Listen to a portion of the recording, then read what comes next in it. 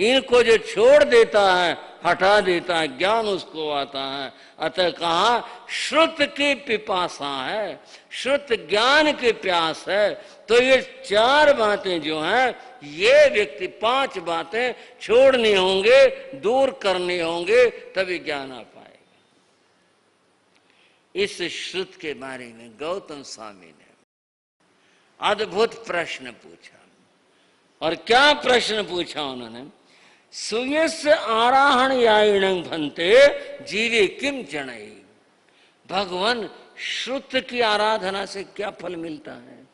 श्रुत यानी ज्ञान, इसकी आराधना से क्या फल मिला करता है, क्या उपलब्धि हुआ करती है? भगवान ने कहा सुयस आराहण याइणं जीवे अन्नाणं खावेई। श्रुत की आराधना से अज्ञान दूर होता है।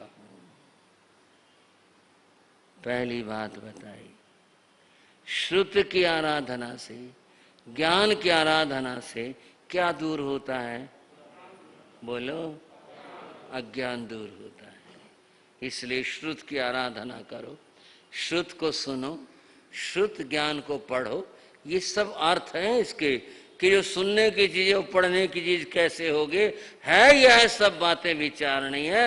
श्रुत ज्ञान को सुनो, ज्ञान को पढ़ो, ज्ञान का चिंतन करो, विचार करो, तब जाके ज्ञान को उपलब्ध होंगे। और प्रभु ने दूसरी बात क्या बताई यहां पर? नए संकलित सही, अद्भुत बात होगी। प्रभु ने ऐसी बात बता दी। भगवान के लिए सारी बातें ऐसी हैं, भगवान के आगे तो हाथ जोड़ के हम बार बार कृतज्ञता व्यक्त करते हैं। पर सुनो श्रावको श्राविकाओ, क्या बात भगवान कह रहे हैं, नए संकलित सही। और जो श्रुत ज्ञान को प्राप्त कर लेता है, नए संकलित सही, उसके जीवन में संकलेश और क्लेश ही नहीं रहते। हाँ जी भाइयों बहनों, दुनिया क्लेशों से दुखी है, बहुत दुखी हैं, और सोचते भी हैं, पूछते भी हैं कि ये क्लेश कैसे दूर हो। और भगवान कह रहे हैं नए संकलित सही, जो ज्ञान को प्राप्त हो जाता है वह संकलेश में नहीं जीता, संकलेश में नहीं रहता, उसके जीवन में संकलेश आता ही नहीं है। जो ज्ञान को प्राप्त कर लेता है, ज्ञान ऐसी चीज है, ऐसी वस्तु है। अतः जीवन के अंदर इस ज्ञान की आराधना करो। उस आराधना के लिए ही यहाँ भगवती सूत्र में जो मैं चर्चा कर रहा था, यहाँ पर कहा नमो सूयसे, हम श्रुत को, ज्ञान को नमन करते हैं, अंधेरा इससे मिटेगा।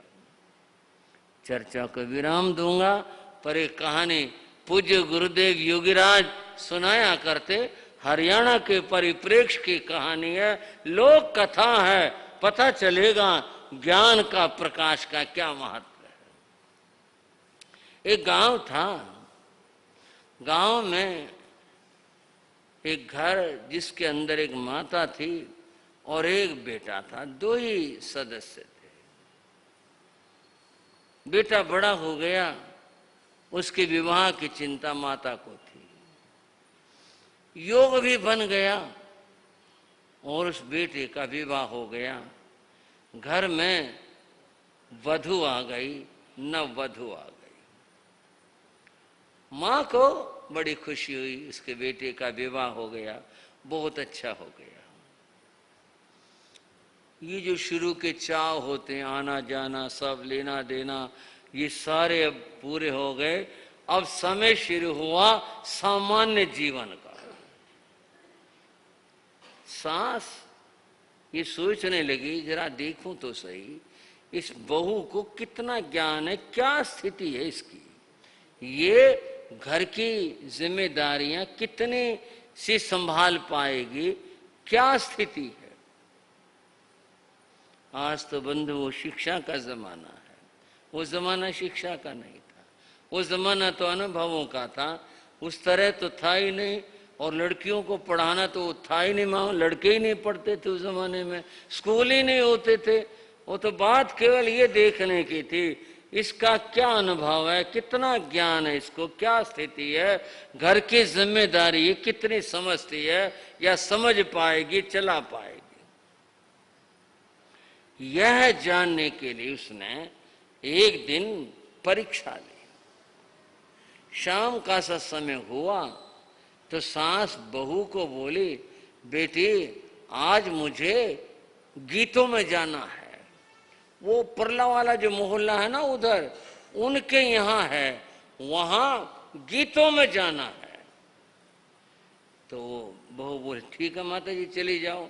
हाँ बस मैं यही कह रही थी तेरे को कि मैं जा रही हूँ, थोड़ी सी देर हो जाएगी वहां गीतों में, तो पीछे ध्यान रखना घर का। बोले ध्यान रखूंगी, देखना ऐसा ना हो कोई शाम का समय कुत्ता बिल्ली घर में घुस जाए और नुकसान कर दे, कहीं से बिल्ली आ जाए, कुछ खिंडा जाए, कुछ खा जाए, कुत्ता घर में आ जाए। और बेटी एक बात और ध्यान, कोई गैर आदमी ना आ जाए, शाम का समय है, कभी घुस जाए तो इधर उधर हो, ध्यान ना हो, कोई घर में नुकसान हो जाए। बोले नहीं नहीं मैं यहाँ बैठूंगी दरवाजे में, मैं देखूंगी कैसे कोई आता है। बोले बहुत अच्छी है, बहुत ठीक है, ठीक है फिर तो यहाँ लगाए। उसने अपना पीढ़ा जो घर था उसकी जो दहलीज थे वहां लगाया, और फिर चूंकि गांव की बात है एक लाठी लेकर के बैठ गई, मैं देखूं कैसे कुत्ता बिल्ली चोर कौन आता है यहाँ पर, बैठ गई। वो देखती रही, गली में लोग आते रहे जाते रहे, कुत्ता बिल्ली आया तो उसने खड़का दिया, लाठी खड़का दी। जाती जाती सांस एक और बात कह गई, और वो ये कह गई, बेटी ध्यान रखना ये हमारे गांव में अंधेरा बड़ा शैतान है, ये घर में घुस जाता है, घर में अंधेरे को मत घुसने देना। बोले घुसेगा कहां से, मैं बैठी हूं दरवाजे पर। वो चली गई। अब भाइयों अंधेरा तो होना ही था, अंधेरा को दिखाई देता आता हुआ घर में घुसता हुआ, अंधेरा तो हो जाता है। दिन छिप गया, देर सी हो गई, अंधेरा छा गया सब जगह। उसने से मुड़ करके अपने घर की तरफ देखा, देखा तो सारे घर में अंधेरा ही अंधेरा। बोले हो ये मरा कहां से आ गया, अंधेरा किधर से घुसा, यहां तो मैं बैठी थी और कोई जगह भी नहीं थी, कहीं से कोई और दरवाजा नहीं, आया कहां से अंधेरा। उसने लाठी संभाली और घर में खड़े होकर बोले, ओ अंधेरे निकल जा घर से, तो नहीं तेरी हड्डी तोड़ दूंगी मैं, तो निकल जा यहां से, आया कहां से तो हमारे घर में। अब अंधेरा कोई सुनता है, अंधेरा कोई बोलता है, कुछ नहीं बोला। बोले मैं भी कह रही हूं तो निकल जा, नहीं मैं तेरी हड्डी तोड़ूंगी। अब अंधेरा तो निकला नहीं, उसने लाठी घुमाई और चलानी शुरू कर दी, फोड़ दिए सारे बर्तन, सारे जितने भी थे बर्तन, मिट्टी के थे और धातु के, तो वो सब मार मार के उसने इधर भी उधर भी सब जगह लाठी बजा मारे। उसने अंधेरा फिर नहीं निकला। उसने कहा ये तो बड़ा ढीठ, मैंने इसकी हड्डियां भी तोड़ दी पर ये निकला नहीं। वो निराश हुई, सांस क्या कहेगी, काम कहा था वो तेरे से हुआ नहीं, घर में अंधेरा घुस गया। वो दरवाजे पर जो पीढ़ा लगा था उस पर बैठ गई और रोने लग गई। बोले बताओ उपालंब का काम हो गया। सांस यूं कहेगी ये काम नहीं बना तेरे से, मैं कह के गई थी।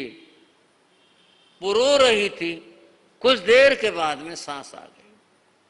आती से बेटे रो क्यों रही है। बोले माता जी क्या बताऊं आपको, आपने काम कहा था वो हुआ नहीं। बोले क्या बात हुई। बोले कुत्ता बिल्ली को मैं तो लाठी लिए बैठी थी, किसी को नहीं घुसने दिया, परंतु ये मरा अंधेरा पता नहीं कहां से आ गया घर में, और मैं यहाँ बैठी मैं देख रही थी अंदर, इधर से तो आया नहीं और पता नहीं आया कहां से, ये सारे घर में अंधेरा घुस गया। और मैंने इसको बहुत मारा, बहुत मारा, इसकी हड्डियां तोड़ दी मैंने, लेकिन अंधेरा इतना ढीठ निकला, निकलने का नाम नहीं लेता। सास समझ गई कि बहुत जानकारी नहीं है इसको, व्यवहारिक ज्ञान नहीं है इसको। बोले बेटी कोई बात नहीं, मैं आपको एक बात बताती हूँ, हर चीज के ऊपर लाठी काम नहीं देती। सास ने बताया हर चीज के ऊपर लाठी काम नहीं देती। कुत्ते बिल्ली गैर आदमी चोर यहाँ तो लाठी काम देती है, लेकिन जैसे अंधेरा है, अंधेरे पर लाठी काम नहीं देती। और क्या काम देता, उसने पूछा, और क्या चीज है जिससे इसको निकाला जा सके? उसने उसका हाथ पकड़ा, बोली चला मेरे साथ, मैं बताती हूँ अंधेरे के ऊपर क्या चीज काम करती है। वह उसे ले गई जहाँ दीवट था, दीपक जिसके ऊपर रखा रहता था, वहां उसका हाथ लगवाया। क्या है ये? बोले दीवट है ये, और इसके ऊपर बोले दिया रखा है। उसने उसके हाथ में माचिस दी, कहा बेटी तिल्ली जला। उसने तिल्ली जलाई और फिर उससे दीपक जलाया। दीपक जलाया, सारे घर से अंधेरा क्या हो गया। सास ने कहा बेटी सब जगह लाठी काम नहीं देती, अंधेरे के लिए लाठी काम नहीं देती, अंधेरे के लिए तो दीपक काम देता है, रोशनी काम देती है। रोशनी हुए और ये अंधेरा बाहर गया, देख ले निकल गया नहीं सारा का सारा। और देख तूने क्या किया, हड्डियां अंधेरे की नहीं टूटी, अपने बर्तन टूट गए। बोलो ये तो बड़ा नुकसान हुआ। बोले नुकसान तो हो ही गया, पहले समझ ले इस बात को, सब जगह लाठी काम नहीं देती। बंधुओं, मैं 2-3 बार इस बात को कह चुका हूं, सब जगह लाठी काम नहीं देती, बुद्धि काम देती है। कार्य बुद्धि से होते हैं।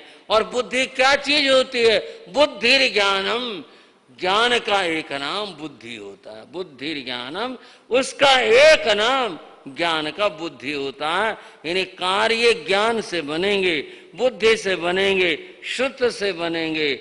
ये बहुत आवश्यक, परम आवश्यक और बहुत जरूरी है। सारे पापों की जड़ अज्ञान होता है।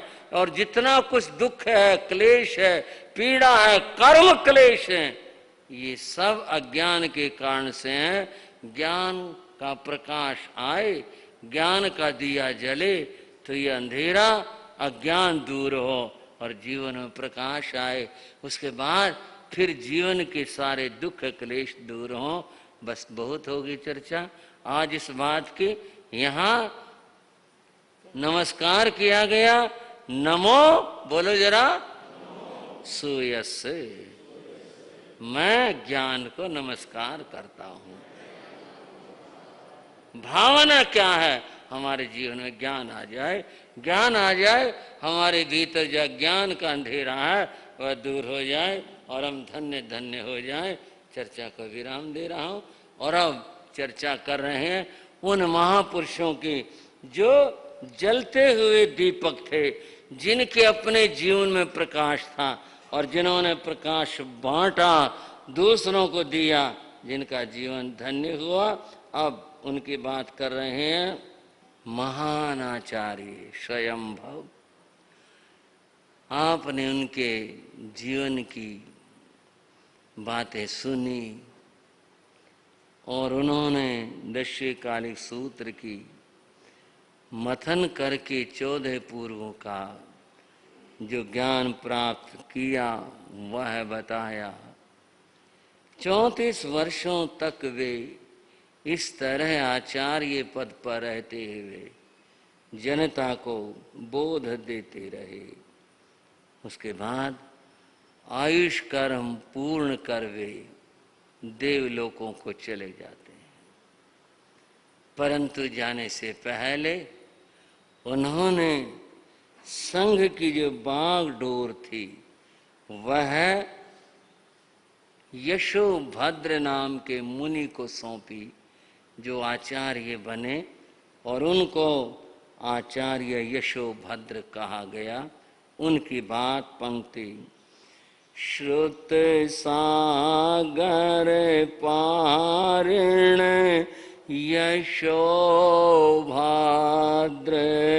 श्रुत सागर पारिण यशोभद्र, योग प्रधानाचार्य यशोभद्र, योग प्रधानाचार्य यशोभद्र, सबको शिव मार्ग दिखाते हैं, सबको शिव मार्ग दिखाते हैं। जिन शासन गौरव गाते हैं, जिन शासन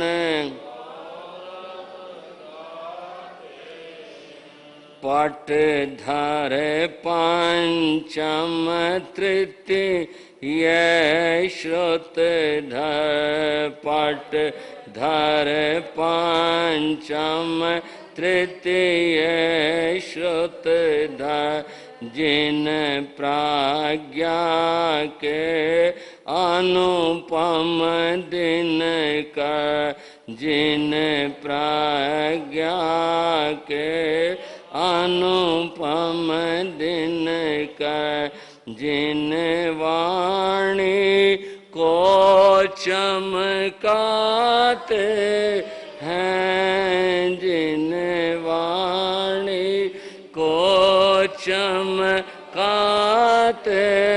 हैं, जिन शासन गौरव गाते हैं, जिन शासन गौरव गाते हैं। बंधुओं, आचार्य स्वयंभव के बाद महावीर की परंपरा में पट्टधर बने आचार्य यशोभद्र। यशोभद्र के लिए कुछ शब्द कहे गए। श्रुत सागर ज्ञान के सागर थे। अब एक बात तो यूं है, ये जितने भी हैं सारे ज्ञान के सागर थे, परंतु इनके लिए कहा गया, एक इनके लिए शब्द आया, युग प्रधान आचार्य यशोभद्र। ये जो युग प्रधान शब्द है, ये यहां से आया।